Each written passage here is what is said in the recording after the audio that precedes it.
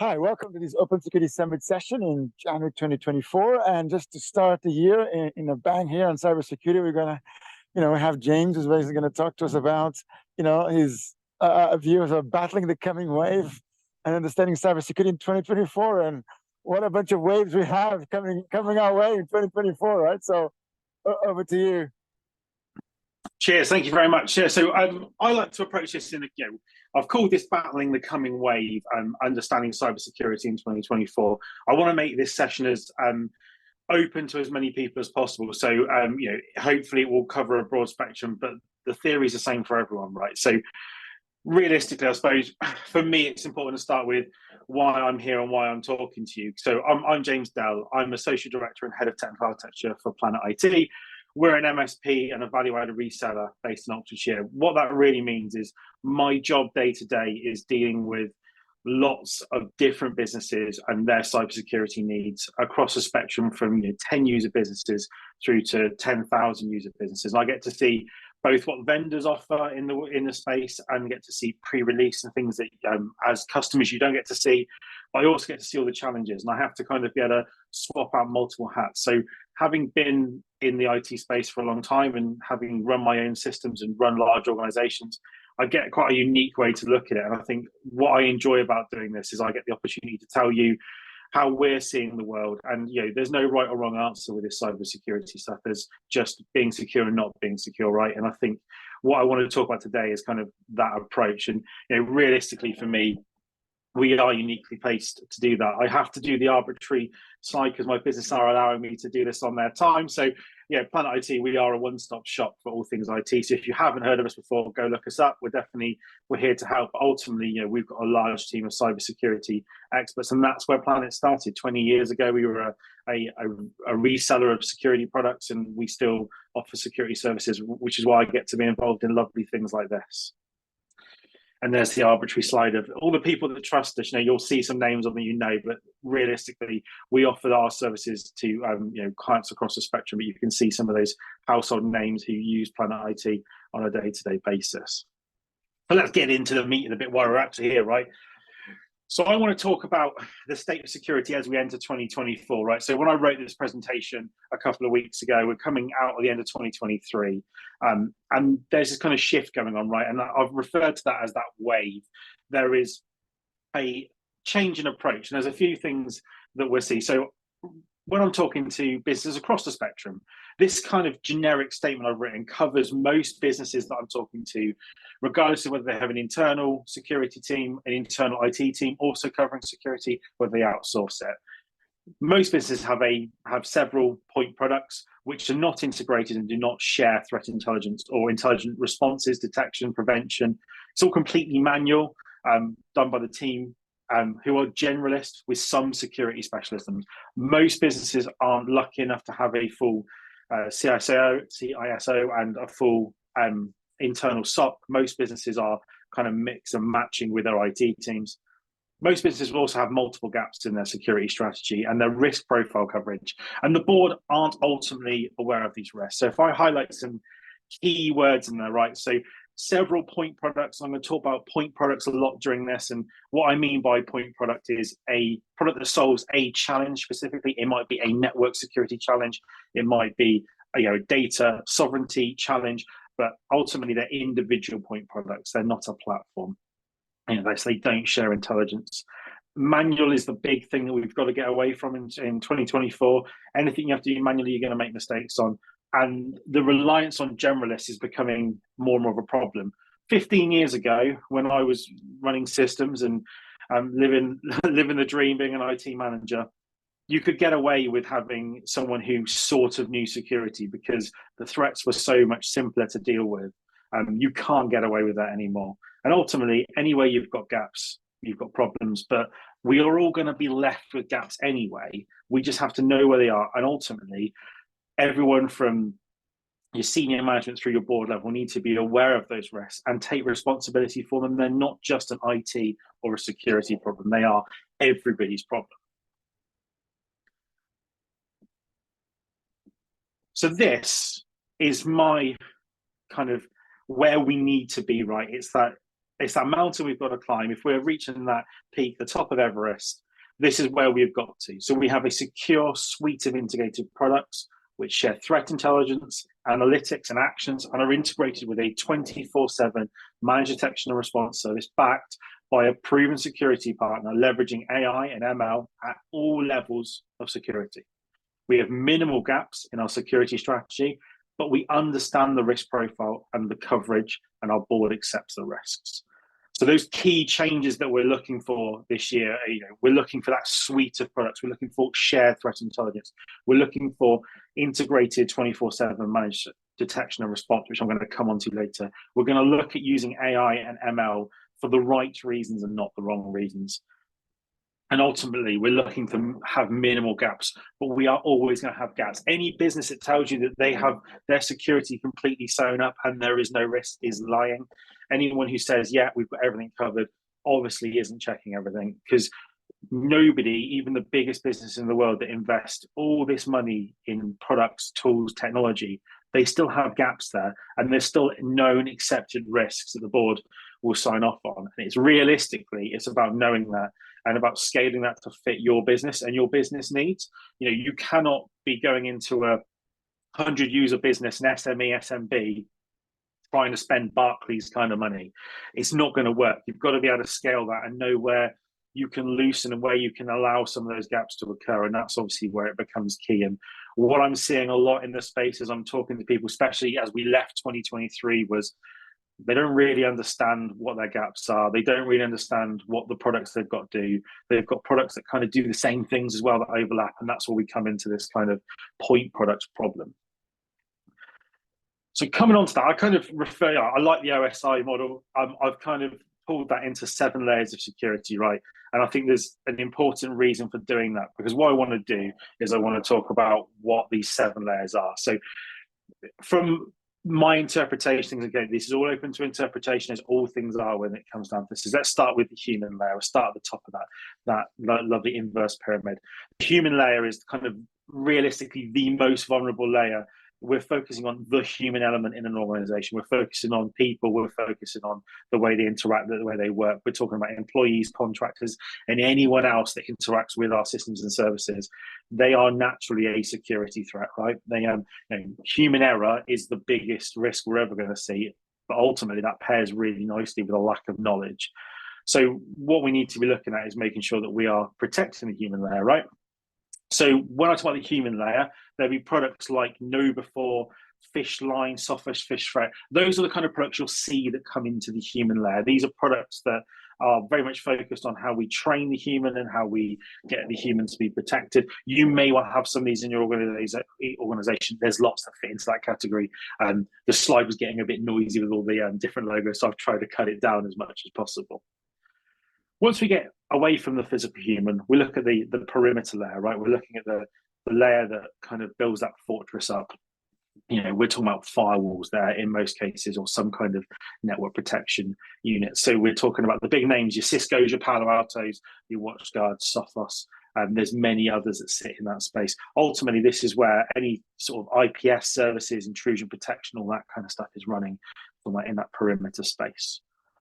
Step down again into that kind of network security layer. Now, naturally, this is where a lot of businesses are weak, right? They do really well the perimeter security, but they kind of treat the firewall like it's also network security. And you'll see some businesses routing all traffic through firewalls and massively slowing their networks down.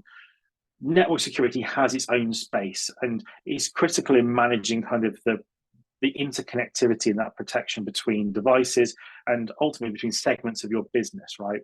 Anything that goes through your network should have some form of protection in place for it. And you'll see products like Cisco Umbrella, HP with their ClearPass, you'll see NDR services and network detection and response. You'll see tools like Zscaler. We'll see kind of your VPNs and your tools like that fit into this space. Ultimately, if it's a network resource, it needs to be protected. And really, what we see a lot of the time is people will do the human layer, perimeter layer. They'll jump the network security layer because either they've got a legacy network that they go, well, we've had these Cisco switches for 10 years, they still work, or we've just bought these switches because they ticked a box and not thought about, well, yes, you can replace the network and you can replace network switches or replace Wi-Fi. But what's the wraparound, right? What's the product that's going to wrap around those to not only give us the threat intelligence about what's going on the network, also be able to put those walls up. And it's really important that something's in place there.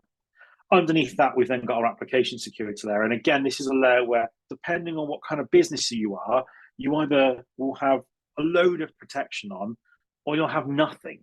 And we see a lot of this. So you'll see there's a lot of firewall tools that also do these kind of web application firewall or WAF protection. So, we're talking about protecting the resources that are in an application. You see companies like Cloudflare, Barracuda with their web application firewall, virtual or on-premise. You've got FortiWeb from Fortinet. You've got the Citrix NetScaler product. Ultimately, these are about giving you secure access to vulnerable applications that naturally don't secure very well on legacy, SQL databases. Products like that were generally the biggest risk. Cross-site scripting was kind of the thing that we always talk about protecting ourselves against. And most people did that by putting more perimeter controls in place and really putting the barriers up at that level. But actually, if you need to have some kind of integration with a SQL system, then actually that application security layer is critical. Once we've gone beneath that, we're coming to the layer which every man and his dog should know about, right? And we're talking about endpoint security. And from my point of view, endpoint security is all about not just talking about the old-fashioned product of the kind of, we install a product in AV, it's a McAfee, it's a whatever came through with my laptop. We're talking about the fact that in that endpoint security space now sits XDR, MDR products, and all those kind of pieces that relate to that environment. So when we're talking about that, we need to be really clear that we understand that we have gone beyond the traditional endpoint, and that it has much more of a tool set inside of it. So all those products that I've listed there have managed services that go wrap around their product. They have XDR or detection and response tools across detection and response tools in them, or extended detection and response, depending on how they want to brand them. But they are more than just traditional endpoint security. And we have to be very careful of going, well, we tick that box because we bought a product 3 years ago, 5 years ago, and that does enough. The market has moved a lot since those products came out. And then we've got the data security layer underneath that. So what would often be referred to as DLP, data loss prevention. So there's a lot of products in that space, Forcepoint, Proofpoint, Broadcom Brocade have a product, CrowdStrike. There's lots of players in this space. Ultimately, it depends what kind of data source you've got and what data you're protecting. But ultimately, all these products are doing is looking at the interactions between your users, your customers, your systems, and your data, and ensuring that through some automated process that we're not leaking data. And then you've got the mission critical assets, which I'll put at the bottom of this pyramid because that will be your smallest attack surface, right? So if we're looking at those 7 layers in the kind of attack surface space, your human layer being the biggest problem and your mission critical assets being the smallest. When I'm referring to mission critical, what I'm talking about is I'm talking about a mix of these products that are above. Depending on what your business is and the way that you work and the systems that you're asked to protect or you're responsible for, you'll have a blend of some of these products to do that. And I think it's worth pointing out that it's a separate entity on its own, because it may well be that your entire network, your entire business is protected by a Palo Alto firewall. But your mission critical stuff sits behind a secondary firewall, which is a different vendor. And that's where, when you start talking about the Barclays of the world and the big boys, the big players, that's where they sit. They're having multiple layers of protection from multiple different vendors to make sure you have some kind of separation. And that's why I've left that little light bulb there. It's kind of, this is for you to fill the gap in, right? I can't tell you what should protect your mission critical assets. All I can tell you is that it certainly should be something that shouldn't be the same across the board. It should be additional protections that are in place. It wouldn't be a presentation in 2023, 2024 without talking about AI, would it? So we better get our arbitrary AI in there. And first of all, that image is created by AI, which is why it's not lined up. So you can appreciate the irony of AI not being able to get the wording in the center of that picture. Ultimately, AI is changing the security landscape. It's changing it for better, but it is also changing it for worse. The biggest change for the positive is we are seeing so many security tools, so many security vendors who already had machine learning built into their tools, really starting to forwardly market what AI they're leveraging, what machine learning they're leveraging, what they're doing to go above and beyond where they were previously. That's great, because we're going to start to see improvements. We're going to start to see the products get better. We're going to start to see things become more automated and less manual. And talking in the endpoint security space, anyone that's using an EDR product or an XDR product and managing it in-house will know the amount of noise or the amount of false positives, amount of just gibberish a lot of the time that you get in those products, because they're very sensitive, as they should be. But actually, 9 times out of 10, you'll log into them and clear 40% of the warnings out and go false positive, incorrect flagging. And what we need to do is we need to replace those tasks with AI. And we're seeing a lot of vendors starting to do that, to start to put the intelligence behind it and go, well, hold on, we're seeing all these markers. It's not really it's not really an attack. There's no indicators of attack that we need to worry about, or no indicators of compromise, and really start to change the way that things are working. Obviously, that said, there's a lot that's going in the opposite direction in terms of everything from Worm GPT and tools that are specifically designed to help bad actors compromise systems using AI have started to come out, and we're starting to see the kind of walled garden approach that OpenAI and other companies have put up to try and prevent their tools being used for nefarious reasons kind of fall down quite quickly. Not that you should do it, but OpenAI is pretty good for telling you that it's not allowed to write code that would attack a system. But if you ask it to tell you how to encrypt a file, and you say, cool, how would I encrypt a file and then store this key on a separate machine? How would I do this in bulk? Can you automate that for me? Can you then destroy the key after use? It very quickly has written you some ransomware that can encrypt drives, but it will comfortably do that because it will be thinking that it's done it for kind of educational purposes. So we have to be really careful about the way things are changing. So when I say the bad of it, right, it's beyond that. So when we talk about AI in kind of bad actor space, as a generic kind of coverall, these are kind of 6 areas where we're really seeing huge spikes, especially towards the end of 2023. These things were becoming a problem, and they are only getting worse as we move into 2024. So the first thing is we're seeing better, more sophisticated malware that can learn from the actual tools that are detecting it and then instantly feed that back into an AI engine to start rewriting itself, start adjusting. So far, nothing has been able to get through most of these modern protections that you have from endpoint protection from most vendors, but they're trying. And the more that AI becomes more commonly used, and the more data that we feed AI in general, the more the data set is there to learn from, the sooner there will be a compromise that will get through, and we'll end up with kind of WannaCry-esque sort of 2015 happening on a modern scale. And unfortunately, that's just the way things go with that wave, as it were, of technology, that this will continue to be a problem, but we need to be aware of it. We have already seen the kind of really easy to spot the really easy to spot phishing emails disappear, right? The ones that had the spelling mistakes in it, they were really obviously written in bad language. They were translated to multiple languages. All that's starting to fade away. AI is starting to make it a lot harder to use the simple techniques to train your end users to spot when you've had a phishing attack.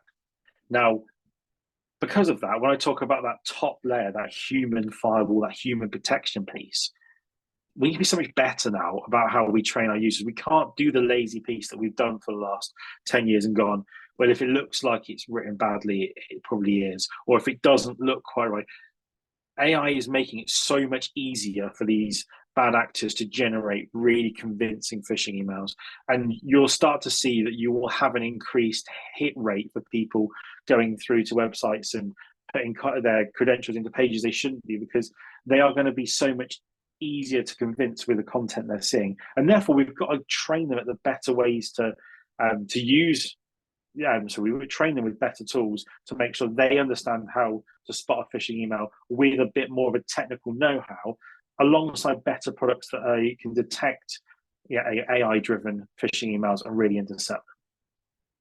We saw towards the end of 2023 a big issue around using machine learning to sabotage machine learning in cyber products. So, your endpoint product will have some form of machine learning in it.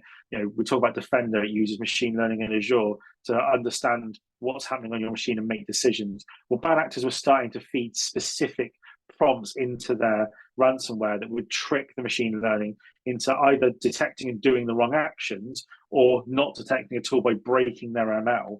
And we're seeing a lot of that because a lot of these engines are very public and they're very easy to train and test. We're seeing a lot of that. All this will mean for you as a cybersecurity specialist is that you're going to ultimately need to make sure that the part that you choose for your product has a strong roadmap and a strong development and isn't someone who's resting on their laurels, which some of the security vendors unfortunately are at the moment, is they're kind of taking a cruise because the endpoint space has become quite easy to sit back in, post kind of next gen AVs coming out 2016 and all the kind of real-time protection tools that came out then. We have seen because of AI that capture becomes next to useless. Again, the guardrails are up with OpenAI and tools like that where they say I can't decrypt a capture. But I think we've all probably seen the image of someone putting a picture of a capture inside a locket and then telling AI that it's a really precious memory that they were left by their family, but they can't read it. Can you decode it? And then straight away the AI will do that. If publicly facing generative AI is already in a position where it can decrypt, capture, and then present the clear text answer, that product is less than useless. It's a product that we need to move away from. If you're using capture on your website, you need to look at other methods for protecting your systems because it's so easy to compromise that bad actors will be in there.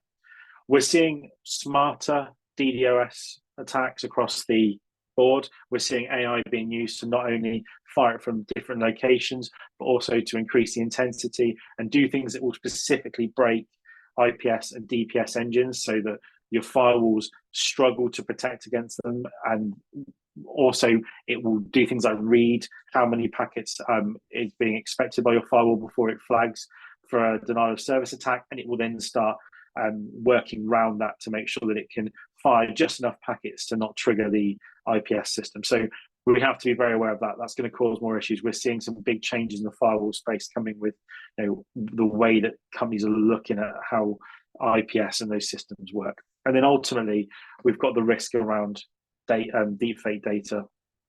From a human point of view, this is the most risky because I've seen some very convincing examples. And I did a talk at the end of last year where we made an AI version of me giving the start of a presentation.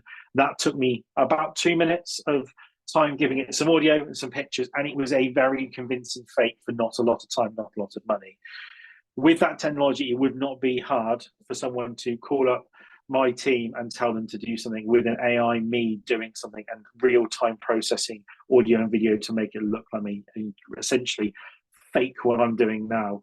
We have to be aware of that, and you have to train that into our users to be a little less trusting than we always have been, because unless you're physically stood up in front of someone, it's very hard to verify they are who they are, and it's going to become even harder as we move forward.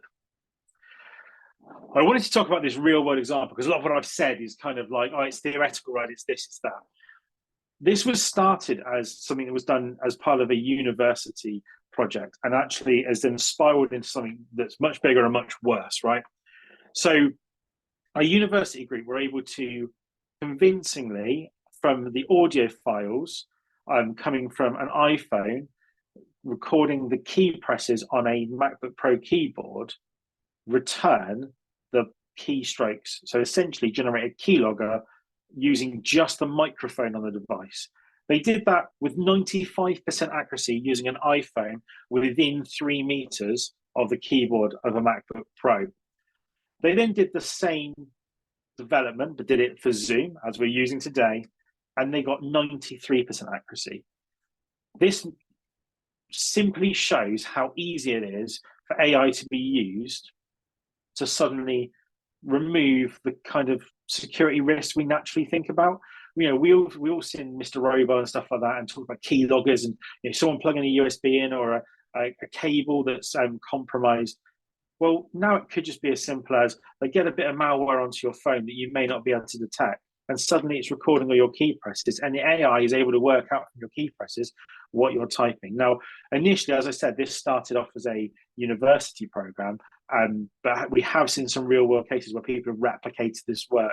And we're starting to see it appear in nefarious places around the web. So I should imagine this is a risk that will become real more than it has been at this point, which is, it's some university graduates showing what can be done.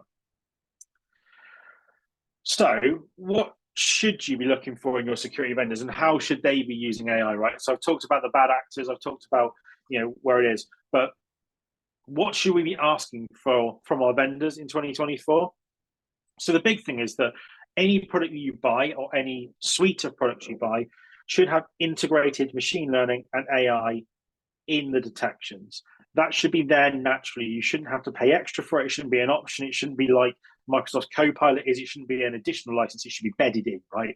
It should be that happens automatically, and that they're reducing the amount of human time and the human hours that are on detections. Likewise, when the detections become real, there should be a number of steps that are automatically completed by the system using machine learning AI to do initial responses, because they'll be quicker than you. Even if you get an alert instantly, you would be in a much better position if the AI and ML are starting to do the response things, even if that response goes beyond just the point products we talked about. So, right, we're not talking about just an endpoint product shutting down the endpoint. We're talking about the endpoint product going to the network and turning off network points, disabling access points.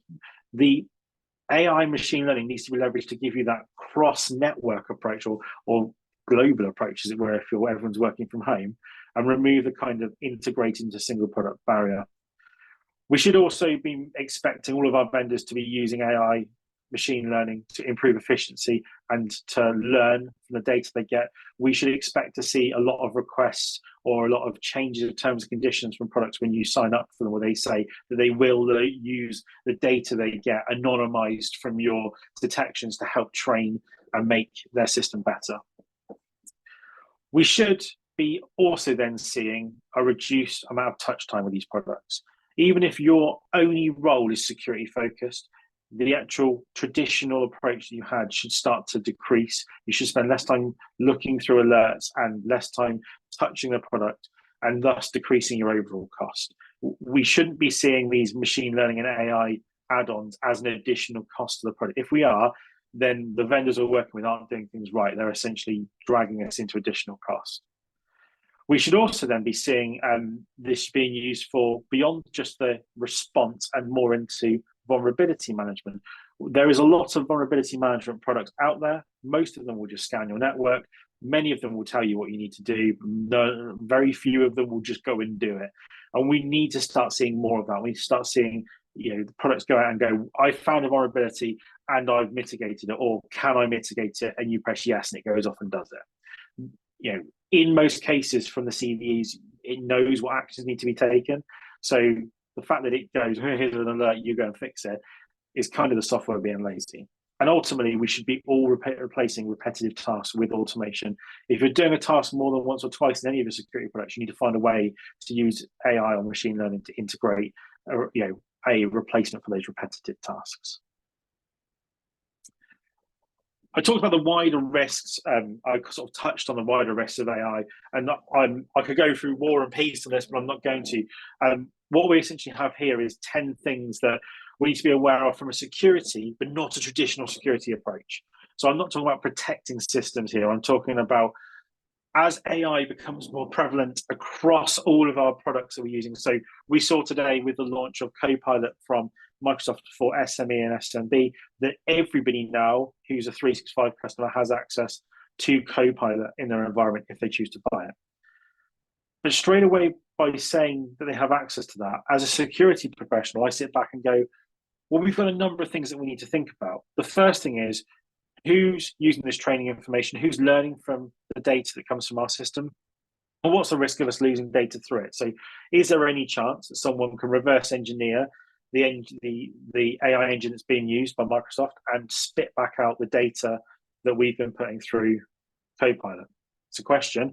You're just going to have to answer that, and you're going to have to assess the risk on that. Is there a chance that data could be lost or extracted through this product. Loss is more common than extraction at the moment. Loss tends to be where people put stupid information into open public models. I've seen a HR company where they put all of their data into ChatGPT and asked it to generate them some reports, essentially giving them a load of private information that should never have been in that platform.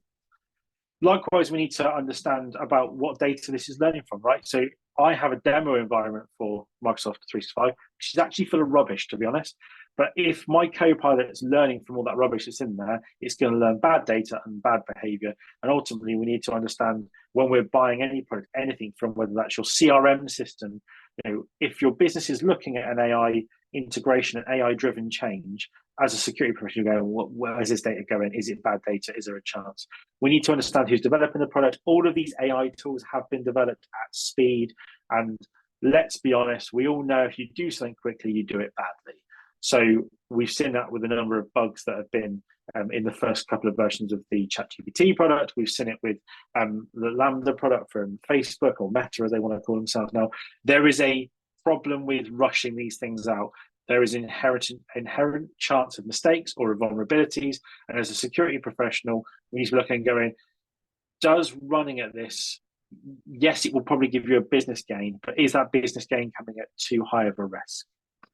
We also need to be careful of disinformation and what these products would do and how they would integrate. Not necessarily a security thing to necessarily worry about, but it's something that we have to think about. But if we're integrating this into our entire system, is the information it's generating correct? We have to worry about whether we're going to get genuine results, whether we're going to lose that kind of uniqueness. We have to be worried about bias. Naturally, there's a bias in all AI. The security risk of bias is that it will start making decisions that go against what you want as a business, or could start making decisions on automation, especially in the security space, that you don't agree with, but the vendor has decided that's the way to go because of what they've done in terms of development. You have to think about who you trust. Ultimately, let's be honest, I don't trust Meta with any of my data. Do I really want to trust them with all the data from all my businesses? Probably not. We need to think about identity theft and the risk of losing any kind of data through this. And then we have to think about the horrible thing, which is who's liable when it all goes wrong, both internally with the product and externally. Because if you choose to go down the route of letting your business put say you're using HubSpot, you go for an AI-driven integration to HubSpot, it's your main CRM system. Your job as security manager is to make sure that that system is protected. You sign off on the integration of that. Something goes wrong and all of your customers' data is damaged or they're compromised. Who is going to be liable in your business for signing off on that? And who is going to be liable in general for the use of the AI? Is it the company that generated the AI, the one that's manufacturing it, the one that's reselling it? Is it going to be the CRM product because it's their failing? It's a very grey area. There's no case law at the moment, and it means that you have a very high risk of something going wrong. You have a high risk of it blowing back on you. And having worked in lots of corporates and lots of different spaces over the years, I know what office politics gets like, especially when someone gets burned. It very quickly comes back to, well, let's blame someone in IT because it's easier. So we have to think about that. And if you're not comfortable with the risk, you have to be upfront and say that, and we'll get on to why that's important in a minute.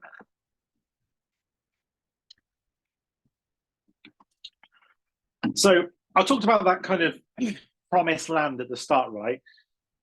Those green statements and how we get there. And I'm not here to sell you product. I'm not here to say, buy this, is going to fix the world. But there's 3 pillars to changing the way that you do things this year if you're not already doing them, and making sure that you can do the best for your organization for security and for your personal development. So I've broken this into 3 pillars. The first of which is managed detection and response, or security operations centers. The second is a fully integrated suite of products. And then finally, it's about risk and risk management. Let's go straight into managed detection and response. If you're not already using a managed detection and response service or have a 24/7 stock in place, then you're at risk, right? 76% of attacks happens outside of business hours. Now, it sounds really bloody obvious, right? If I'm going to attack a system, I'm not going to do it with every man sat at his computer. Let's be honest, unless you're spending a lot of money as a business on security, you don't have a true 24/7 completely redundant, eyes on glass at all times system in place. Because even if I'm there and I'm sat in front of my computer and I'm working the 3 a.m. shift and it's just me on my own, I could be working on something else. I'm not going to see the alerts coming in. Most businesses have a very light touch 24/7 because of the cost. So realistically, that green bar represents the hours that you protect in your normal working day. It's 23% of the working year is business hours. Yeah, great, you've got it protected, right? You know, as someone tries to attack during that time, you're going to see the alerts, you'll be on site, you can make relevant changes, relevant actions. Obviously, you know, you can do what needs to be done. But if they try and hit you outside of that, they are going to get in, right? There's a good chance that they're going to have more opportunity to do soft testing, to see what they can do, to use AI to trick your IPS systems on your firewall, because you're not going to see the alerting, at least until you come back in or till someone else picks it up and spots it. This is what the bad actors are leaning on. They have been leaning on for a few years. They're leaning on the fact that people can't afford to spend the money where it needs to be spent. And this is the number one problem I see for businesses where, you know, they go, great, well, actually, we've got someone that monitors all of our data center from home out of hours. Oh, that's amazing. What happens if they need to come in and kill your internet connection to your building? Oh, they can't do that. They'd have to drive into the office. Right, so there's only 3 hours there where they're driving into the office, getting someone to give them access. It's all the logic around the control. So ultimately, the worst block of time for this is between Friday 6 p.m. and Monday 9 a.m. There's 75 continuous hours there where someone can attack. And we have seen, and unfortunately I have seen firsthand, the number of attacks that start about 7:30 on a Friday, assuming that everyone's either gone to the pub, or if it's January, they probably haven't done because they're doing dry January, but they have gone off, they've clocked off, they're thinking they're in weekend mode. They've then got 75 hours to try and get into that system to make sure that the alerts and the detections by the time you get to 9 a.m. on Monday are so massive that you've got to work, you know, you've got to work double time to try and work out what's going on. So by putting in place a full MDR solution or a managed detection and response solution, what you're doing is you're extending that green, right? Now, there's so many vendors doing MDR, and I'm not going to tell you that you need to go with X vendor or Y vendor. And I'm also not going to tell you have to do managed detection and response. If you can do a SOC well internally, and you can invest in all the tool sets and you can invest in all of the people, then do a SOC because you own it and it's your control. That's amazing. But every SOC that I've seen in a business, short of being, you know, 10,000 users with a multi-million-pound IT security budget, let alone an IT budget, hasn't been done well. It's been done on bare bones, on a minimum service coverage to tick a box. And you are going to be asked in 2024 if your business wants cyber insurance, it wants to go down the route of Cyber Essentials Plus, wants to go down at higher levels of in, you know, SOC 2 and things like that. They're going to ask about MDR 24/7 coverage. SOC, there's different variations of that question. They're going to ask you though, basically, what are you doing about that orange space where you should be covered? So all I would say is, if you haven't got one today, I would go and get a quote for one. I'd make sure that's in front of your board. And that sounds really silly, but even if you know you're going to get a quote and it's going to be, say it's £100,000, and they're going to say no to that. If you put that in front of them, it's your backside that's protected. And that's the key with this, right? So if you're doing things and you're doing the best you can to mitigate risk, but no one's backing you, it's much better to have a paper trail to say, hold on, well, I said we needed this product. So MDR is one of those products I would be going out and getting a price for, going and seeing what other different vendors offer, and then comparing that to the price of running it internally. Now, I have stats for how much a SOC costs to run. It's normally about 74% more expensive than a managed service.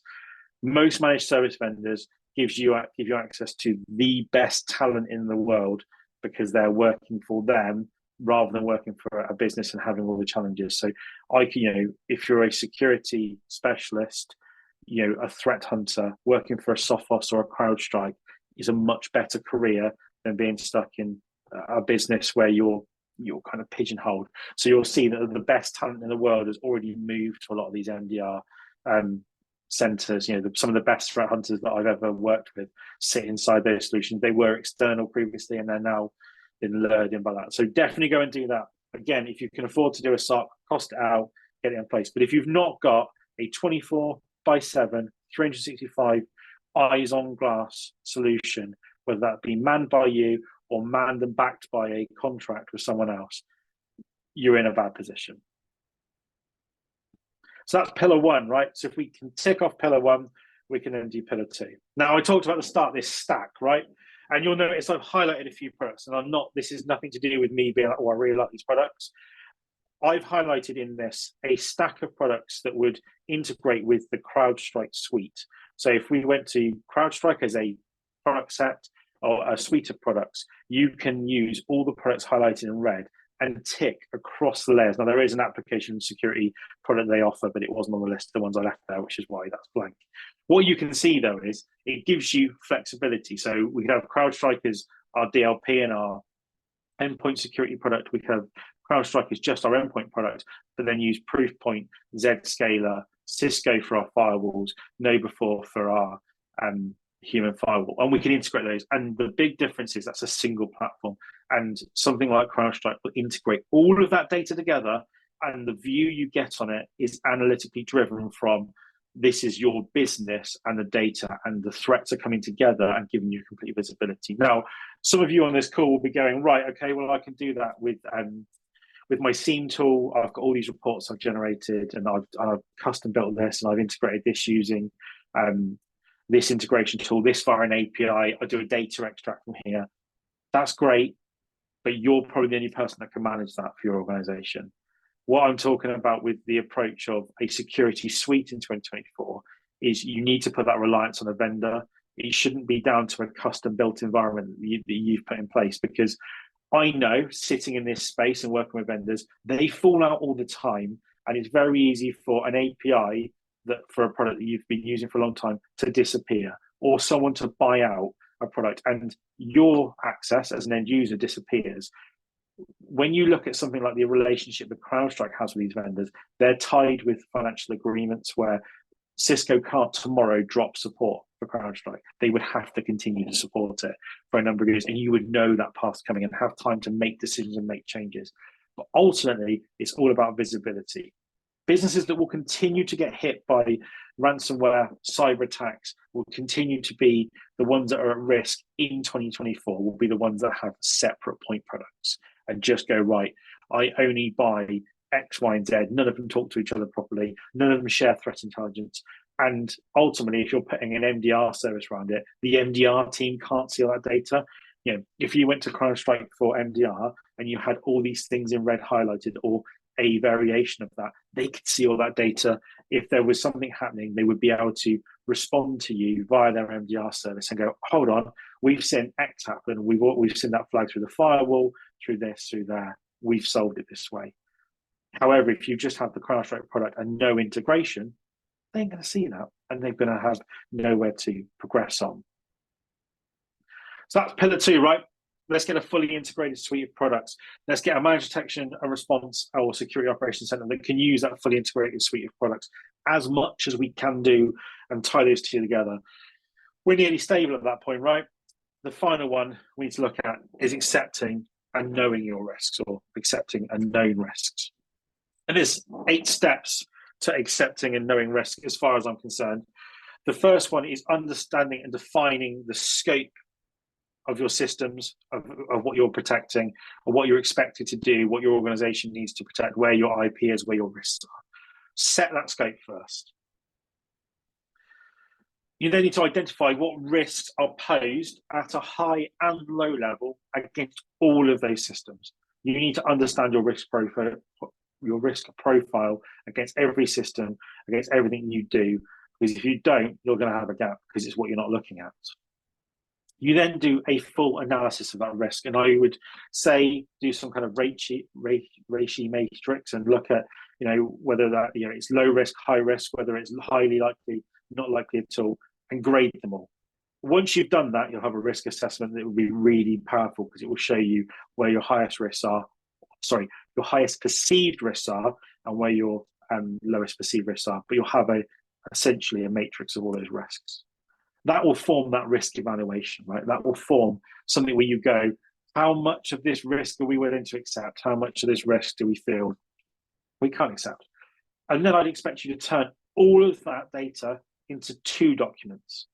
Document A is a technical document that will go to anyone who's IT, anyone who is cybersecurity minded, anyone who cares, system owners. So if we talk about CRM systems, you'd send that to your CRM manager, the people who own the systems. They may not fully understand it, but that technical document would exist. That is the nitty gritty. You then would create the C-suite high-level risk document, something that is focused on what we really want to understand, right? What we want the C-suite to get, but we want to do that in plain English. And ultimately, you're going to convey and get the board to sign off on those risks, right? So you're going to say, here is the 9,000 risks we've got. We'd like you to accept those. Now, I'm doing one of these tomorrow, same time tomorrow. This is my shameless plug. I did ask AI to make me a shameless plug. I'm not sure how the Monopoly guy is shameless, but apparently that's what you get. I'm doing a presentation tomorrow, which I'd love you to join me on, which is around turning the tide of convincing senior management and ownership to invest in cybersecurity. One of those big things we're going to talk about tomorrow is about the language you use and the way that you convey the urgency and the need in the language that, as a C-suite member, you'd want to hear. Not that, oh, I've got this problem, fix it for me.